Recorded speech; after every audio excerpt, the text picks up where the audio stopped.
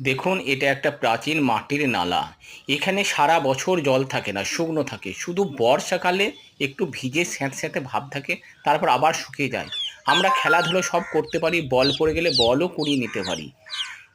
এ দেখুন, আর এটা দেখুন পাকা ড্রেন, একটা নিকাশি ব্যবস্থা যেটা পঞ্চায়েতের মাধ্যমে তৈরি করা হয়েছে। কিন্তু এই ড্রেনে সারা বছর জল থেকে যায়। আর তাকিয়ে দেখুন কেমন মশার লার্ভারা কিলবিল কিলবিল করছে। মশার উৎপাত বেড়ে গেছে গ্রামে। আর এই এই না এই ড্রেন থেকে এই ড্রেনে সারা বছরই এই পচা জল জমে থাকে, যার ফলে নানা রোগ জীবাণু ছড়ায়। তাই কবির ভাষায় বলতে ইচ্ছা যাচ্ছে, লহ ফিরিয়ে এই পাকা ড্রেন, ফিরিয়ে দাও সেই মাটির নালা।